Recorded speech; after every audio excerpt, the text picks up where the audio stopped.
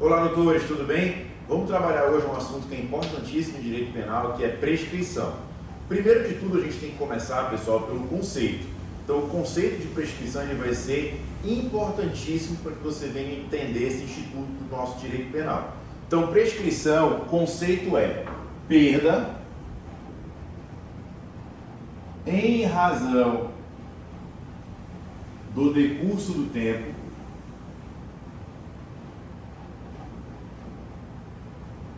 ou seja, o que faz perder é o decurso do tempo. Decorrer o tempo, o Estado vai perder. Vai perder o que, pessoal? Perda em razão do decurso do tempo. Do direito de punir. E aí você tem uma primeira modalidade de prescrição, que é a perda do direito de punir, que eu vou deixar aqui em branco por enquanto, daqui a pouco a gente conversa e diz qual é. E, no segundo momento, o Estado pode perder também em razão do decurso do tempo o direito de executar uma punição imposta. Então, bora complementar o conceito. Perda em razão do decurso do tempo do direito de punir ou de executar punição imposta.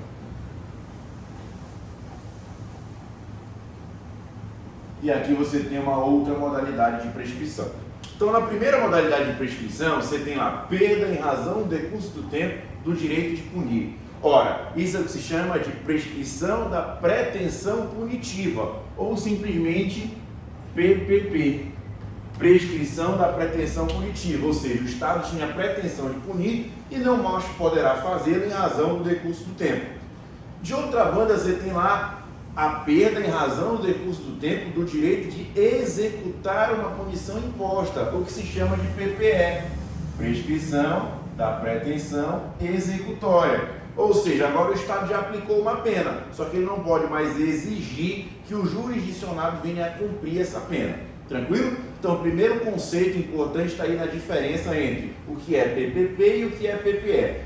Perda da pretensão de punir ou perda da pretensão de executar uma pena. O que vai diferenciar essas duas modalidades de prescrição é o trânsito em julgado para acusação.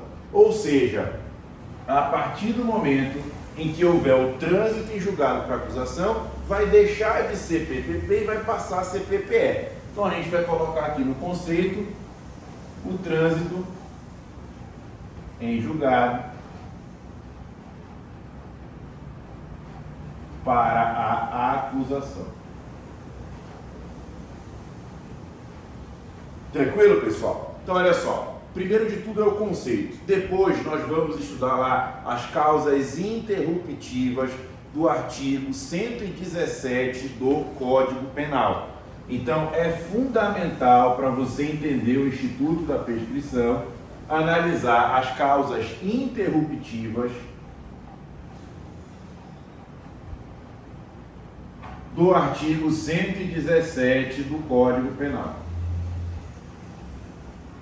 Ora, primeiro de tudo, o crime ele vai começar a prescrever no momento da sua consumação. Então a gente vai fazer aqui uma linha do tempo, pessoal, onde eu vou colocar como início da contagem do curso do prazo prescricional a consumação do crime. E isso tem previsão exatamente no artigo 111 do Código Penal. Então a regra é que o crime começa a prescrever no momento em que ele se consuma. Uma vez consumado o crime, eu começo imediatamente a cumprir o prazo prescricional, começo imediatamente a contar o prazo prescricional. Então veja, o crime começa a prescrever a partir do momento da sua consumação. E existem causas interruptivas no artigo 117 que vão fazer com que esse prazo prescricional seja zerado. Ou seja, toda vez que ocorrer algo que está aqui no artigo 117 do Código Penal, o prazo prescricional é zerado e conta do zero de novo. Então veja, lá no 117 vai dizer que a primeira causa interruptiva é o início do processo. Quando é que o processo penal começa? Com o recebimento da denúncia ou queixa. Então, primeira hipótese, primeiro momento em que o prazo prescricional ele é zerado é com o recebimento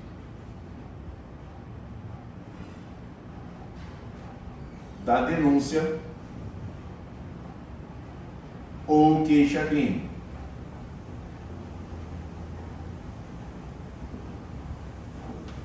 Ou seja, uma vez recebida a denúncia ou queixa, eu vou ter uma causa interruptiva. O que é uma causa interruptiva? O prazo prescricional será zerado e a partir daquele momento ele vai ser contado do zero de novo.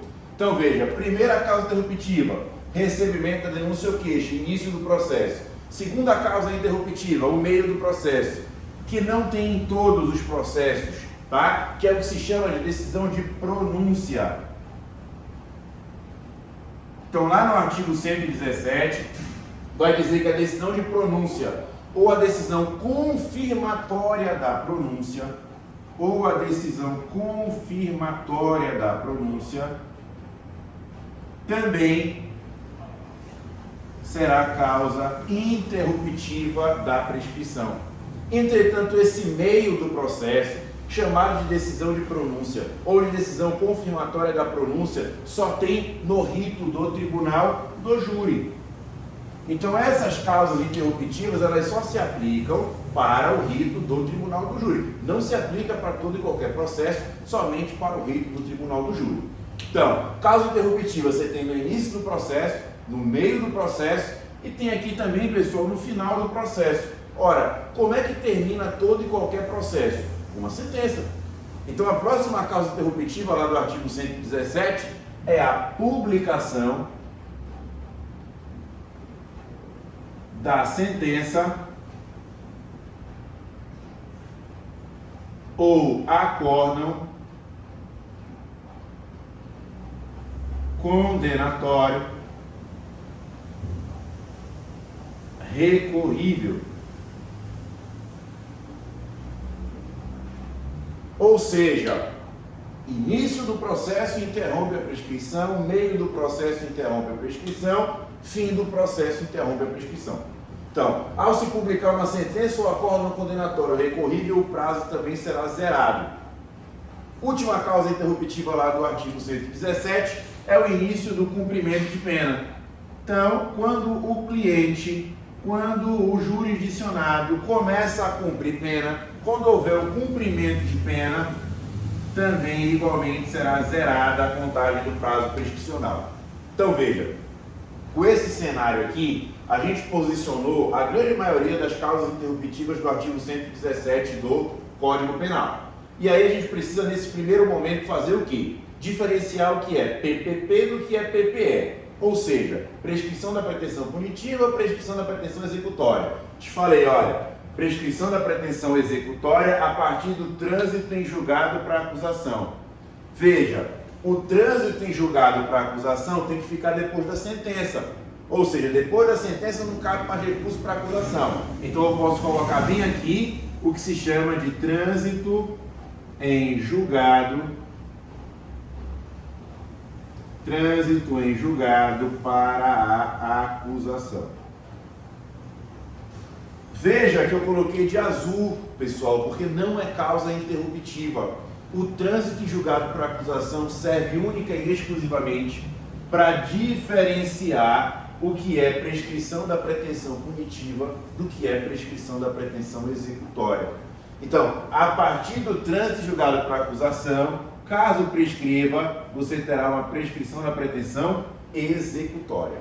Antes do trânsito em julgado para a acusação, você terá uma prescrição da pretensão punitiva, que pode ocorrer em 3 intervalos. Então veja, pode prescrever entre a consumação do crime e o recebimento da denúncia ou queixa.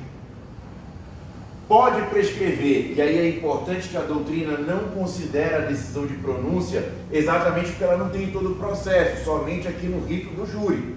Então pode prescrever entre o recebimento da denúncia ou queixa e a publicação da sentença ou acórdão condenatório recorrível, ou entre a publicação da sentença ou acórdão condenatório recorrível e o trânsito julgado para acusação.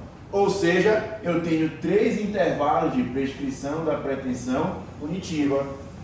Prescrição da pretensão punitiva, prescrição da pretensão punitiva.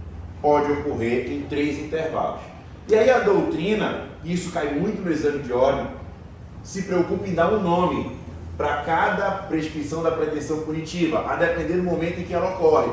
E aí eu vou seguir a regra, eu vou lembrar que os nomes estarão na ordem das 3 primeiras consoantes da palavra prescrição. Ou seja, eu vou seguir a ordem P, R, S.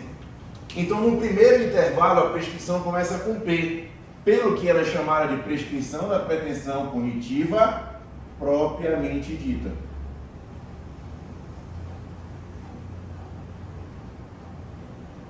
No segundo intervalo, pessoal, lembra, ela vai ter que começar com R, prescrição da pretensão punitiva retroativa. Enquanto que no terceiro intervalo, ela vai começar com S, prescrição da pretensão punitiva superveniente.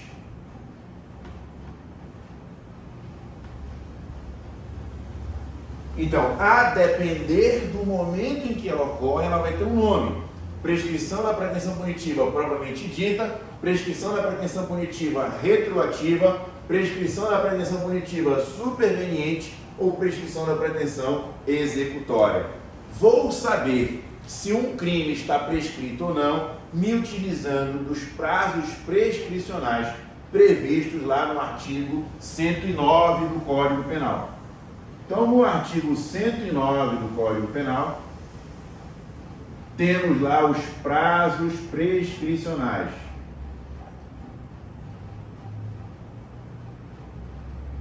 Que irão se basear, a princípio, na pena máxima. Então, você vai pegar a pena máxima do crime e vai jogar lá na tabela do artigo 109, cujo menor prazo prescricional é de 3 anos e o maior é de 20 anos. Então, digamos, se um crime prescreve em 3 anos, tá? O que eu estou te dizendo com isso? Que entre a consumação do crime e o início da ação penal não pode decorrer 3 anos. Então, veja, se o crime prescreve em 3 anos e ele foi praticado no ano de 2019, o Estado tem até o ano de 2022 para começar a ação penal. Se não começar a ação penal até o ano de 2022, estará prescrito. E se prescrever, será a prescrição da pretensão punitiva propriamente dita. Ah, Diego, mas o que aconteceu foi que o Estado começou a processar esse caboclo aqui no ano de 2021. Está prescrito? Não. Mas aí, a partir do ano de 2021, eu vou zerar a contagem do prazo e vou contar mais 3 anos até a próxima causa interruptiva. Ou seja, se o Estado começou a processar alguém em 2 anos, tudo certo, não está prescrito. Agora ele vai ter mais 3 anos para condenar este sujeito. Porque se ele não condenar até o ano de 2024, ou seja, 2021 mais 3 anos, 2024, aí estará prescrito. Tranquilo? Uma última informação, só para a gente alinhar e deixar tudo bem redondinho para você estudar tranquilamente para a sua prova. Quando a gente fala de prescrição da pretensão punitiva propriamente dita, ora, quando o Estado recebe a denúncia, não tem sentença. Então, essa prescrição aqui ela é regulada pela pena abstrata, ou seja, pela pena máxima. No segundo intervalo, na retroativa, digamos lá, o crime prescreve em 8 anos. O Estado recebeu a denúncia, mas ainda não designou audiência 8 anos depois. Está prescrito. Também com base na pena abstrata. Só que aqui, pessoal, tem uma possibilidade, que é, a partir do momento em que o juiz prolatar uma sentença, eu vou ter que voltar, e por isso ela se chama retroativa, eu vou ter que voltar para ver se não está prescrito neste intervalo. Então, neste intervalo, a primeira contagem, neste sentido, se dá com base na pena abstrata. Só que depois que o Estado prolatar uma sentença, então imagine, é um crime de furto, que tem uma pena de 1 a 4 anos. Na primeira contagem, tá, eu vou jogar lá na tabela do artigo 109 a pena máxima de 4 anos. Mas digamos que o teu cliente foi condenado a uma pena de 2 anos. Eu vou ter que, com base nesta pena concreta de 2 anos, agora, em sentido inverso, verificar se não está prescrito. Então, enquanto não tiver pena, resumindo, enquanto não tiver pena, eu vou contar o prazo prescricional com base na pena abstrata, pena máxima do crime. Quando o juiz aplicar uma pena, eu vou passar a contar com base na pena concreta, quer seja aquela aplicada pelo Estado juiz. Superveniente, também com base em pena concreta, já que já tem uma sentença, propriamente dita ou exclusiva, abstrata, retroativa, pode ser abstrata ou concreta, superveniente, concreta, e a prescrição da pretensão executória, certamente também com base numa pena concreta. Para fechar, última causa interruptiva é o que se chama de reincidência.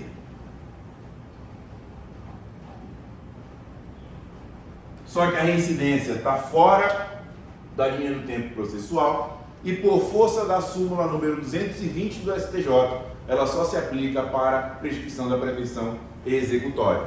Então, com relação à reincidência, tomem cuidado apenas com a súmula 220 do STJ. E é isso, pessoal, não tem erro, estudando dessa forma é mais tranquilo. O que a gente vê muito na doutrina é tentar começar pelo nome, para depois entender o instituto, e não. A sua forma de estudar mais correta, mais didática, que vai te trazer um maior aproveitamento é começar do final. Começa pelas causas interruptivas, depois você vai seccionar, vai dar o nome com base na sigla PRS, e aí é só fechar a questão e ser aprovado. Até logo, bons estudos.